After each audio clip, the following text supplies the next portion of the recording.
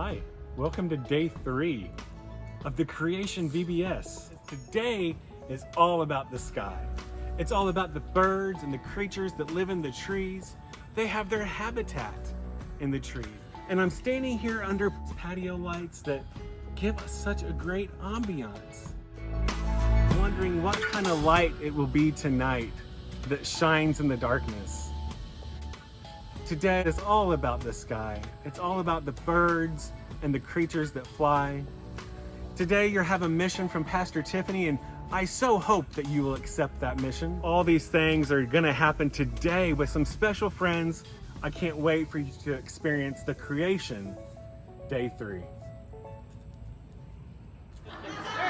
I'm sure. You are. Woo. Is this for the children's moment today? No. 1, 2, 3, 4, 5, 6, 7. 2, 3, 4, 5, 6, 7. On day number 1, God made the light. He made the day and he made the night. On day number 2, God made the sky. It's big and blue and way up high. Whoa. Whoa. On day number 3, God made the sea. He made the land, every plant and tree. On day number 4, God made the stars. He put the sun in the sky, super duper far. Whoa. Whoa. God made you and God made me. He made everyone, everything we see. He made the earth and he made the heavens. 1, 2, 3, 4, 5, 6, 7. 1, 2, 3, 4, 5, 6, 7. On day number 5, God made birds and fish, dolphins and whales and things that go squish. On day number 6, God made animals and bugs, foxes and cubs, all things for us to hug. Whoa. Whoa.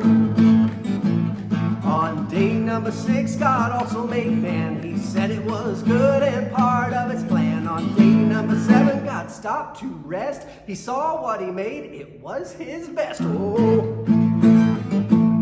Oh.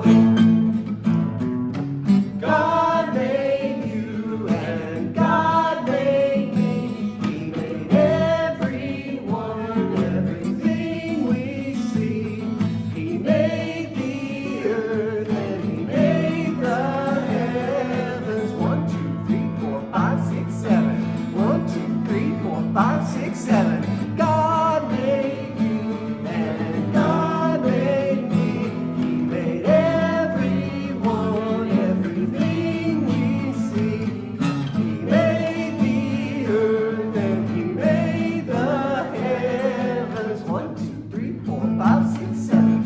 1, 2, 3, 4, 5, 6, 7. 1, 2, 3, 4, 5, 6, 7. 1, 2, 3, 4, 5, 6, 7. Yeah! Good job! Hey, I picked out a different kind of book for us today.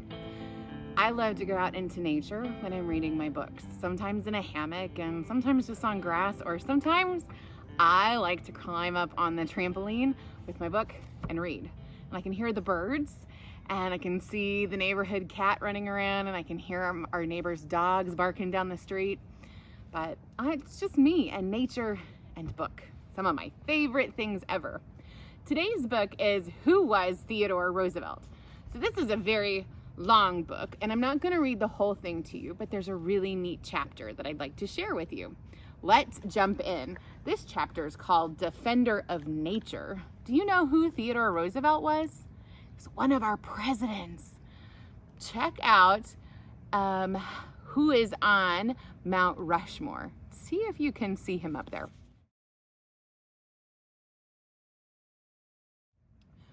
So, Theodore Roosevelt was a president who was thought of as a defender of nature. Let's learn. Being president brought Theodore Roosevelt many happy moments. Some of his greatest successes were on an issue that was close to his heart, the environment. That's nature and creation. Years spent in the country's forests and plains had taught him that animals and land needed to be protected. Even though he enjoyed hunting, Roosevelt agreed with laws that limited where and what a person could hunt and kill. He also knew that those laws were not always enforced. During his travels, he had seen firsthand how the spread of railroads and other businesses threatened the land and the wildlife that lived there. In 1894, oh my goodness, that was a long time ago, while serving on the Civil Service Commission, Roosevelt had fought to protect Yellowstone National Park in Wyoming. In yesterday's video, you saw a geyser that was Old Faithful, and it was exploding at Old Faithful Inn. Old Faithful is in Yellowstone National Park. Even though it was already a national park, laws allowed for partial destruction of the Yellowstone land by railroads and mining. Roosevelt pushed for a new law that would keep businesses and industry out of Yellowstone. Roosevelt also saw the danger of pollution to streams and lakes and the wildlife that lived near them. As governor of New York, he had called for laws to limit pollution in the state. As president, Roosevelt made protecting the environment of the entire country one of his biggest priorities. He believed in this big word called conservation, saving the country's natural resources. So what are our natural resources in the United States? Land, air, water, and wildlife. Earth, oxygen, water, and animals. President Roosevelt helped create 5 new national parks and preserve 150 national forests. By setting aside this land and allowing the federal government to control it, he ensured that no further development or destruction could take place there. He also created national monuments, such as Arizona's Petrified Forest. He did more than any president before him to protect the environment. Look, this is like a comic. It's of the Grand Canyon. Have you been to the Grand Canyon? When we went to the Grand Canyon, it was big and beautiful and snowing. And it says, one of the sites Roosevelt named a national monument during his presidency was the Grand Canyon in northern Arizona. It stretches 18 miles across at its widest point and is more than a mile deep. That is huge. Roosevelt visited the Grand Canyon in 1903. That's 117 years ago. Wow, none of us were here. And when he went, he was awed by it. In a letter home to Ethel, he called it wonderful and beautiful beyond description. I could have sat and looked at it for days. Today, the Grand Canyon is a national park, and it's an area of special scenic, historical, or scientific importance set aside and maintained by the national government. Did you know that scientists like to go to the Grand Canyon because there's all kinds of different minerals there, really special minerals? And did you know some of our national people here, our indigenous people, the people of tribes and different tribes are all around the national park of the Grand Canyon, and they take good care of it and they look after it. All kinds of people find this sacred land. More than 4 million people visit the Grand Canyon National Park every year. Pretty cool what he decided to do so long ago. Roosevelt also wanted trained people taking care of public lands to reduce the risk of forest and brush fires, now called rangers. They also made sure hunters killed no more than the number of birds and animals allowed by law. And when Congress wanted to let business cut more timber in the West, that means cut down trees, Roosevelt acted quickly. In 1907, he issued an order to protect millions of acres of forest before Congress could pass a law that might have destroyed them. One of his conservation efforts came at the urging of Frank Chapman, who worked at the American Museum of Natural History. Chapman was the museum's ornithologist. That's a big word. An expert on birds. He knew that Roosevelt had loved and studied birds since, as a teen, TD had donated some of his own birds to the museum. Roosevelt's father, Theodore Sr., had helped create the American Museum of Natural History in New York in 1869. This is kind of a picture of the American Museum of Natural History and what it looks like today. You see?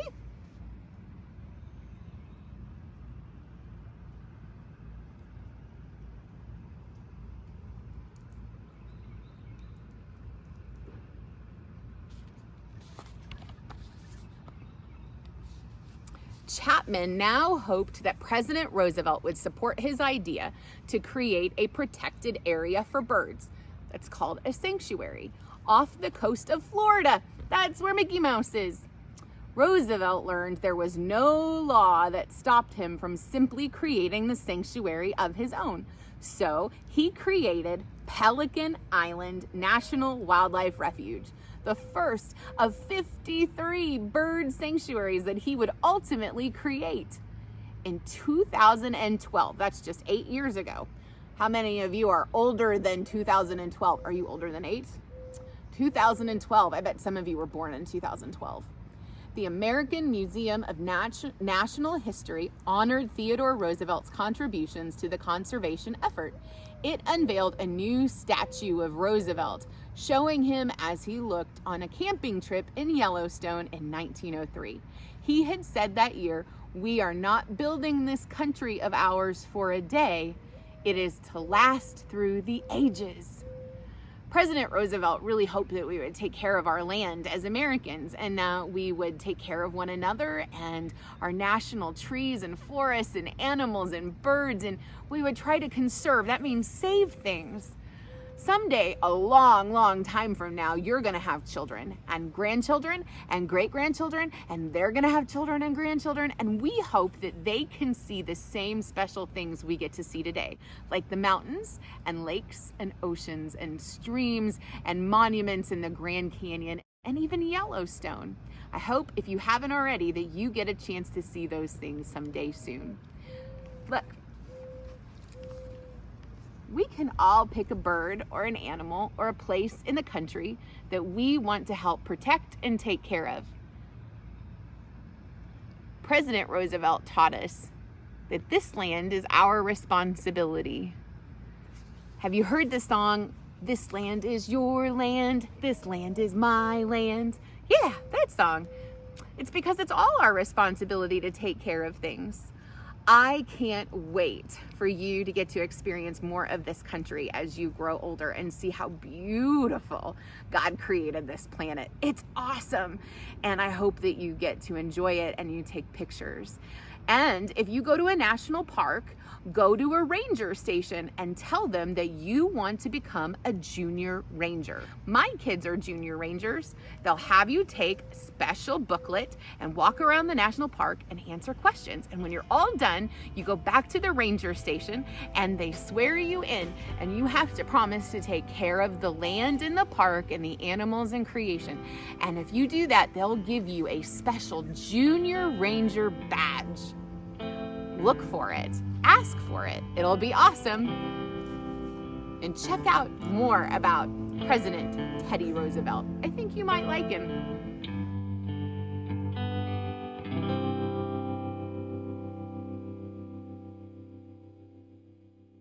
Have you ever connected with nature by just going on a walk? It's great. Here, come along and let's see what we can find. One of the things I love about being amongst nature and out in the woods, walking these trails, is getting to hear God's music. That is the sound of the birds singing, the sound of the insects,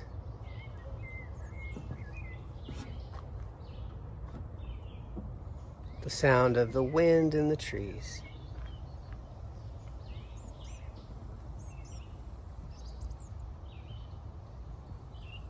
everything God put on this planet for us to enjoy and to care for. Here on these trails, people have come and hung different styles of birdhouses and bird feeders into the woods so that birds have places to make their nests and to be fed. Sometimes they hang from trees, and sometimes they're nailed to trees. I bet you are going to make some pretty cool birdhouses with your recycled and reused cartons. These are made out of wood. See the hole for the birds to go into? I'm so glad that God created birds, not only because they sing to us and they're beautiful to look at, but because they also take seeds from trees and flowers, and as they carry them to different places, they end up planting them. As they drop them, they get into the dirt, and then it continues the creation that God has given us. Now, I asked my daughter to come and meet me and see if she could help me with some kind of project that I have in mind. Let's see. Oh, hey, there's Ashlyn right there. Hi. Hi. Would you mind helping show us some things about nature today? Of course. Okay, well, let's check it out. Ashlyn, it looks like you've been doing something kind of cool with the corn on the cob. What do you got going on there? Well, I'm peeling it off, husking it. Husking. That's a fun word. You know, making sure you can see the corn from all its layers, kind of like a flower blooming. Oh, I like that. Yeah, look at the way it kind of peels back like that. You can get corns on the cob like this in the grocery store, right? Yeah. Did you know that birds really like these? Well, yes, I did. What's this stuff? Well, it's like the hair of the corn. Oh yeah, they call it the silk. Yeah. Oh, the birds love it to make birdhouses and use it for their nests. Oh cool, we might even put that in here. That's kind of fun. And when they find it, they can take it and move it to their nests and to help build nests with it. Yeah, of course. What if we eat the corn and all we have left is the cob? Can we do something with that too? Of course you can. You can spread peanut butter around the corn and then put your own bird seeds on it. Oh man, that's a great idea. So not only can you enjoy the corn yourself by having mom or dad grill it on the grill or cook it up. You can even put it in the microwave for 5 minutes with a little moisture in the husk on it, and then it makes it really tender. So not only can you enjoy the corn, but when you're done, instead of just throwing it away, you can reuse the corn cobs. And what did you say to do with it? Put peanut butter on it and then spread your own bird seeds on it. Yes, and here's what we're going to do. I brought a couple of strings here. I'll let you have one. Well, There you thank go. And I'll take one. This is pretty string, isn't it? It is really pretty. What we're going to do is put that back in my pocket. This string was a part of a blanket that started to come unraveled. And instead of just throwing it away, I thought we can use that again. Remember? Reuse, recycle. So we're going to take, very good, I like the way you did that. Thank you. Just tie a knot around the top of it. These corns will be able to be enjoyed, the husks, the silk, and the corn itself for the birds to eat. Let's say, I think I'm going to put, you want to tie yours up there? Can you reach? Got it.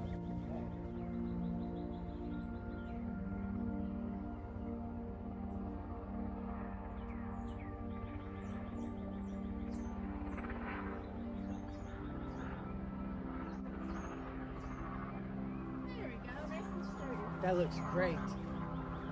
I think I'll hang mine here. Need a little help there? Sure. Oh yeah. Thank you, that helps a lot. I wonder if this will hold it. I bet it will. That's pretty sturdy. You know the birds will use the string too in their nests when they're done with the corn on the top. Okay, look. Yeah, that looks awesome. I love it. So people came and put birdhouses up in the woods on these trails, which is great, and now we have helped. You too can put corn on the cobs in the trees in your backyard or your front yard, or go out to the woods and hang them up. Isn't that cute? Maybe outside your window so you can see the birds land on them and use the stuff that they can build their nests out of. And get lots of good corn to be fed with. Thanks, Ashlyn. I'm so happy you joined me. I'm glad to join you. Oh, you want to show them our special handshake? Of course, let's do it. Okay.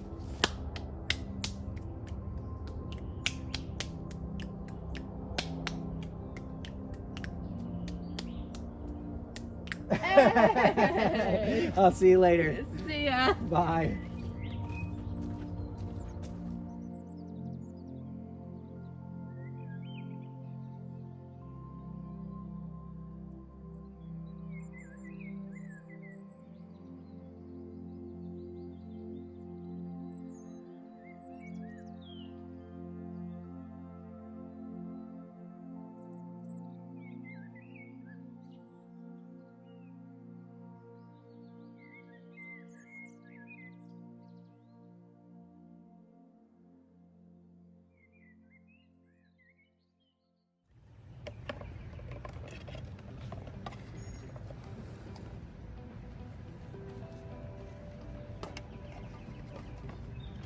Hi guys, Hi.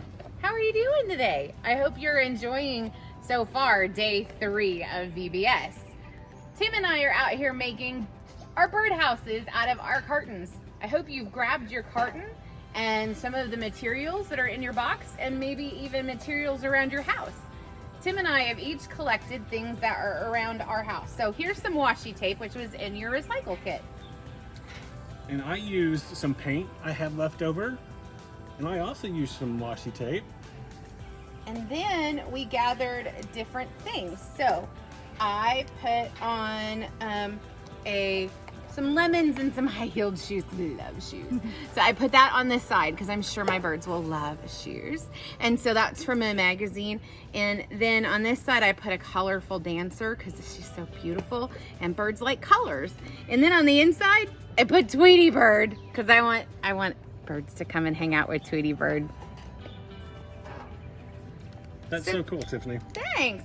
I like what you're doing. Tell us what you're doing. Well, I painted it because yellow is my favorite color. So I painted it yellow, and then I added some washi tape and some things out of a magazine, some pictures and stuff. And I even put googly eyes.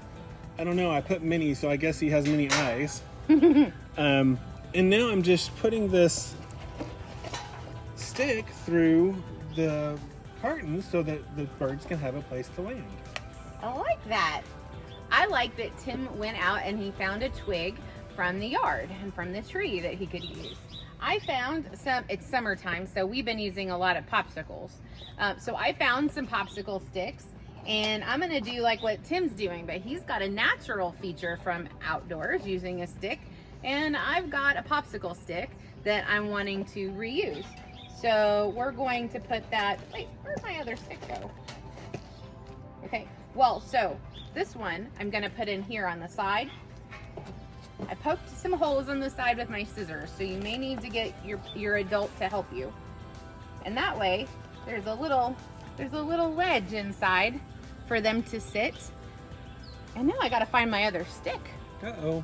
Well, while she's doing that, I can tell you I'm gonna cut out one of the sides to my birdhouse so that the birds can also get in from not only this front, but the sides as well. That way more than just one bird can share. Tim, I can't find my other stick. Uh-oh. Are you gonna use that little twig? Nope, you May can I have it? Thank yes. you.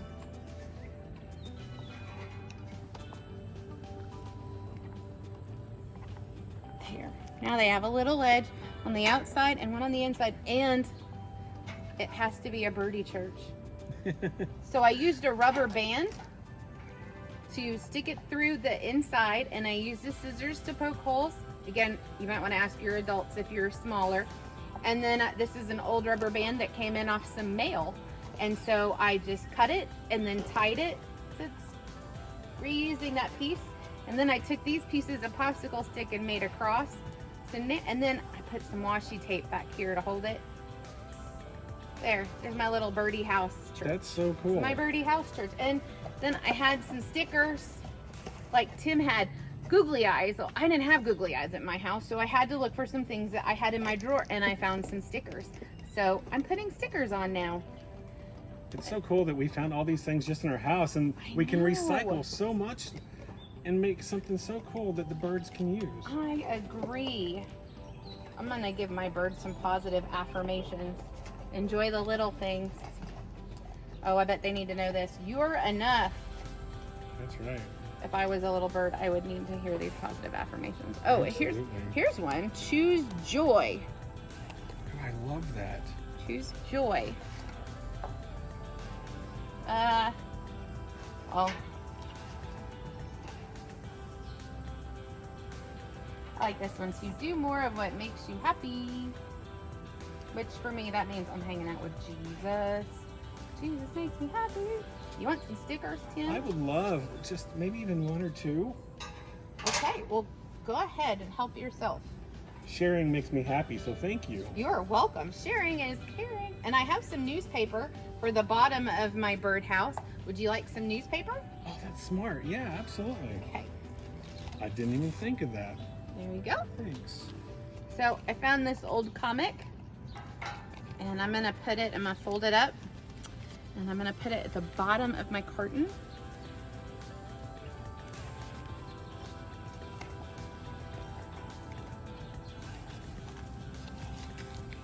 There. In there nice and good. And then make sure that the stick goes on top of it and holds it down. I think I'm just about ready. I'm just about ready too. Okay, then it's time to get your little bag of bird seed. So inside your kit, you'll find a bag with an Earth Day sticker on it. I bet it says something like Earth Day or Take Care of the Planet, or has a little smiling globe on it. Yeah. Everybody's lots of different stickers. And you got stickers in your kit too that you might want to put on here. You don't have to, but if you want to. It's all up to you. So then we're gonna take a little bit of this, and we're gonna put just a little bit in so you can refill it. My bottom isn't as big as Tim's bottom. So I can't put as much in there as he can his, and that's okay. There, just enough. Yeah, Tim's gonna be able to get some bigger birds in his house. That'll be fun. Yes. So they don't have to look alike, but they're each awesome. I like your googly eyes. Right? Those are so cool. I think they're fun. Yep, I like them. All right, so now we need to go hang them up. Should we hang them? Yep, we'll see you in a minute. We're gonna go hang them.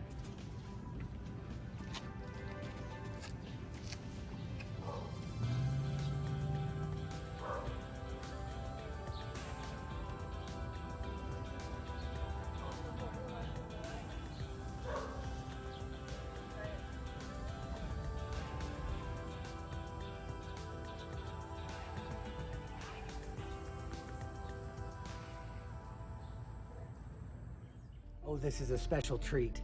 Today we're getting to meet a friend of mine, Miss Marilyn Bradford. She's an advocate for bird watching. She loves to go and take trips to watch birds, to connect with nature, and to focus on what God has created and given us in the sky. Come with me, let's see what she's gonna tell us.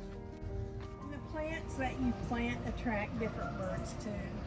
Like these hummingbirds, they come to a feeder, but they really like fresh flowers. Like this is a mandevilla, which is a vining. The hummingbirds love that because they can stick their beak down in there, and they've got that long tongue. And so you can plant in your yard different kinds of plants that attract different kinds of birds. So that's called a platform feeder. And I have another one out there on that old clothesline post. You try to put a feeder close to a hedge or a tree, something that they can fly into, because we have a lot of predators.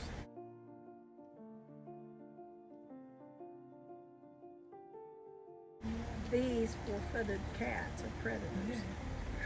And so are sharp-shinned and Cooper's hawks. We didn't have hawks that would come into the urban area, but now they do, and so they will come and feast. I've had them perch on that blue clothesline post out there, just waiting for a bird to come to the feeder. Or they'll post on the fence. I've had them perch on this fence. Or up in the tree so they can swoop down and grab a bird. But you normally want to put it someplace where they can fly to a hedge or fly to a tree to protect them. And the main food that you use are black oil sunflowers. This is the typical, it's high in oil, so it's high in energy. It's a black oil sunflower. And they also make a striped one, but I've always fed this kind. And most of the sunflowers that we get here are grown up in North Dakota and South Dakota. In the fall and some in the summer, I'll use what they call Niger or thistle seed. And it's a real tiny seed. Oh, they're really tiny. And these go in a special kind of a feeder or into a sock they will go into.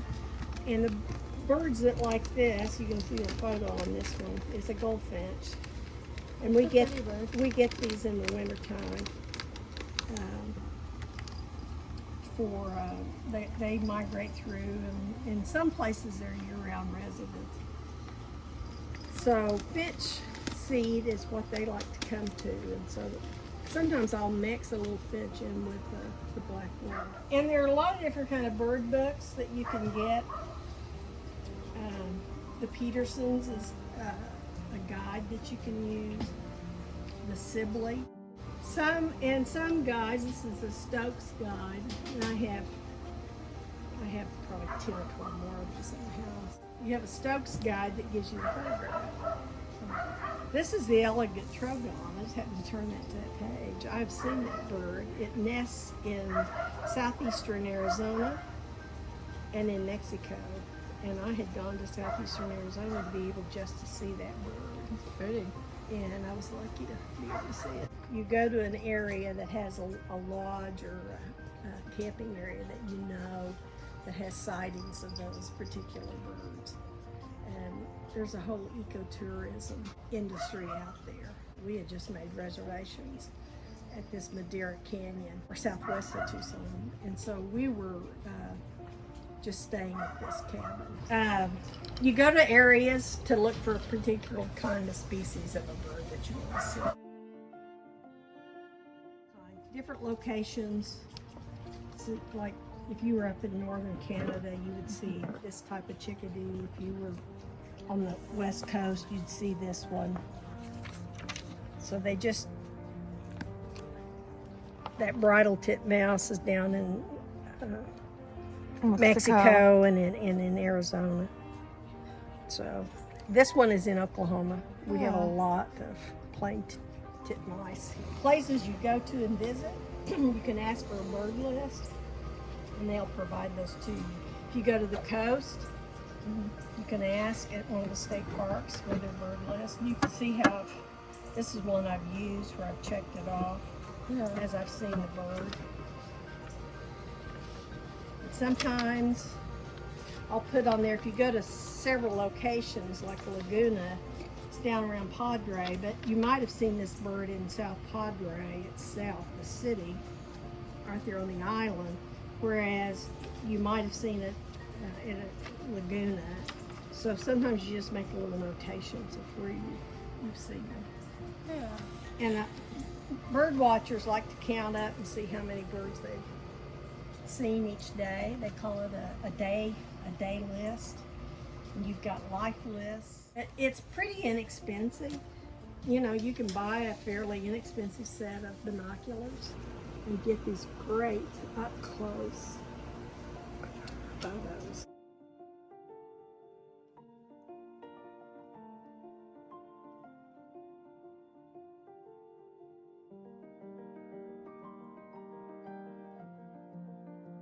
But you can start out with a golden duck and just bird watch in your backyard. Like that little screechy, whistly sound, that is a black-capped chickadee. There are wrens also that I have here in the backyard, and you'll hear the wrens and see them. And they're a tiny little bird, not much bigger than that, but they make all kinds of loud call. And so when you see this little tiny bird with this huge loud call, you think, oh. And some people are better at sound identification. Some of the really good birders can differentiate between different kinds of warblers. You know, they'll know if that's a yellow warbler, white-eyed vireo, or red-eyed vireo. One of the little interesting fact about mockingbirds is they mock where they get their name, mockingbird. They mock other birds' songs. They will have a repertoire of 1,700 to 2,000 songs. Oh my goodness. And that's how the males attract their mate. Male mockingbird will attract his mate by singing as many different songs as he can sing.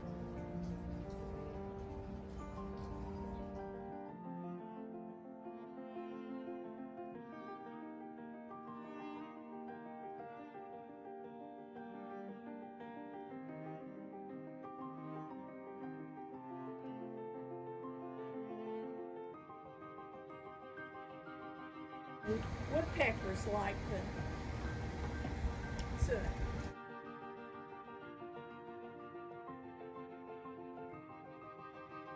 But it makes for a pretty good feed. And they don't usually eat this much in the summer, but they are this summer.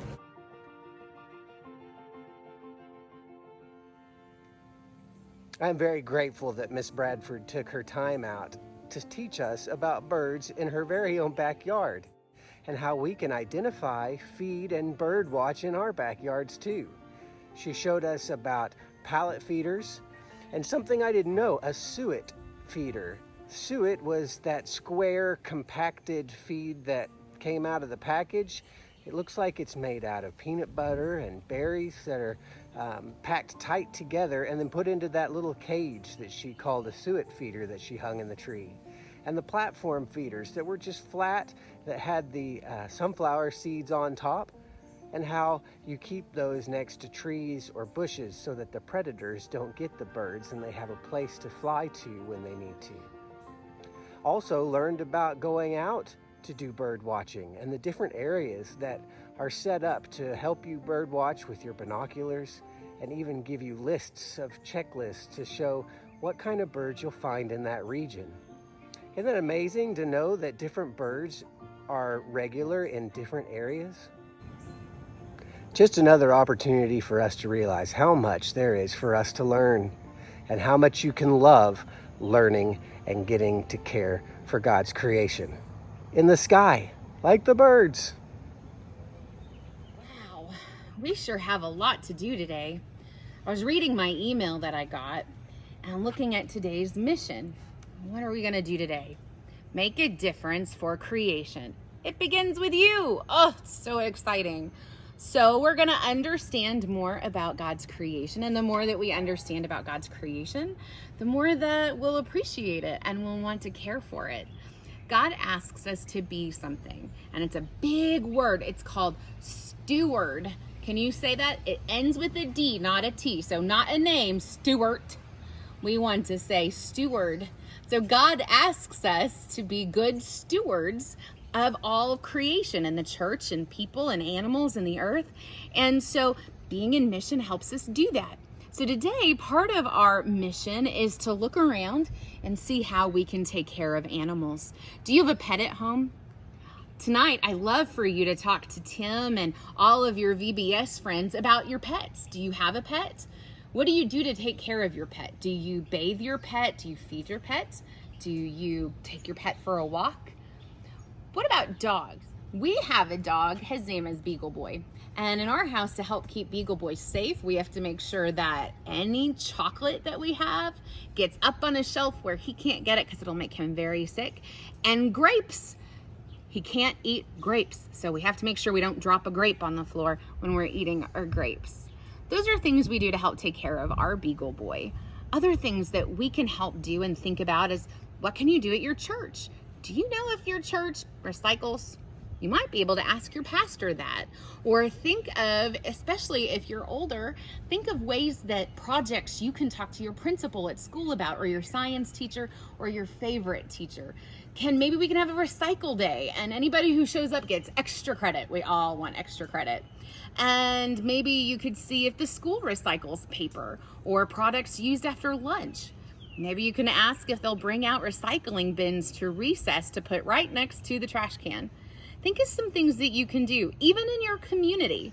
So here in Shawnee, I happen to know that we have leaders in our community who want to help you at any age do things that help our town and our city and our land and our people. So I bet if you had a really good idea and you shared it with Tim, I bet we could share it with some people in town who would be happy to help you live out that vision. Just remember, it doesn't matter how big you are. It doesn't matter how old you are. You can be young and short, and you can be in first grade or kindergarten or seventh grade.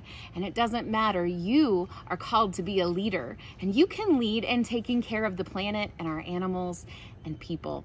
So think about that. Your mission today is what's something that you can do to better take care of the planet. Read through the email that your adult got and think about it. Talk about it, pray about it, and maybe come up with a plan. That's mission in action, friends, and that's what we're called to do. I look forward to hearing about how your mission went.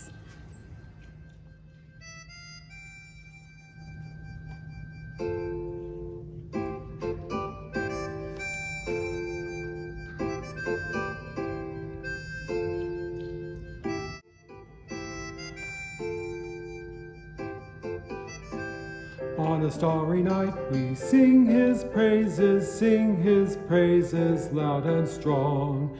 Sitting round the campfire as it blazes, won't you come and sing along? Listen to the crickets sing his praises all night long.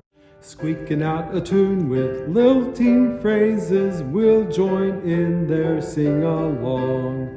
My Father made the universe and everything it holds, and every day before my eyes his handiwork unfolds. See the little firefly, oh so small, and yet he's lighting up the night. We can learn a lesson from him as he's praising God with all his might. La la, what a wonderful feeling, ooh, singing tra-la-la songs. Oh lo, with the sky as my ceiling, makes you feel that you belong. On a starry night we sing his praises loud and strong. Sitting round the campfire as it blazes, won't you come and sing along?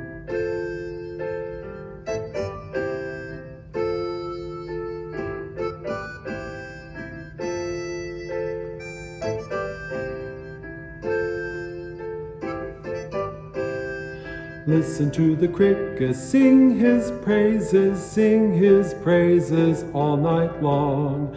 Squeaking out a tune with lilting phrases, we'll join in the sing-along.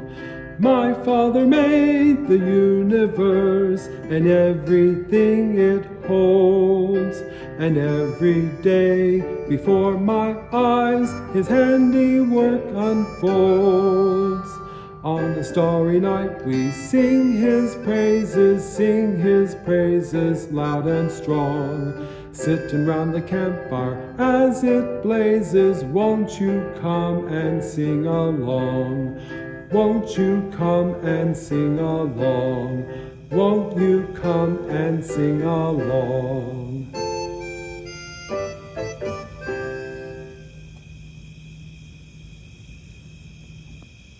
Hadn't day 3 been fun? God created the sky and God created the stars. I really enjoyed getting to learn about how to identify different birds by their look, by their sound, by the flowers that they like. I'm so thankful for Miss Bradford for teaching us those things. And I had a great time on my nature walk in the woods and getting to meet up with Ashlyn, where we figured out a way to reuse corn on the cob so that the birds could have something to create a nest with the silk, and to have something they could eat with the cob. It's been a great day. I loved learning about our former president, Teddy Roosevelt, and how he thought it was really important to be a conservationalist. That means to take care of and to conserve the planet, and the way that he created the national park system so that it would be protected. I'm so thankful that I've been able to experience national parks, and my children, and someday their children too, because of the work that President Roosevelt put into it. And where did we learn that he can be found on a big rock face with other presidents? Yeah, Mount Rushmore in South Dakota. I've been there too. That was really something. So tonight I've been thinking about Steve's song, and I've been out looking at the stars. I like to do that sometimes, especially when it's really dark. The stars really shine. There's something called the Big Dipper that's up in the northwestern part of the sky. It's like 3 stars in a row that look like a handle, and then there's more stars that create a scoop. There's a Big Dipper and a Little Dipper, and there's other stars that create constellations. People who have looked up at the stars for thousands of years, seeing the different things that they create. Stars create. God created the stars. Isn't that amazing?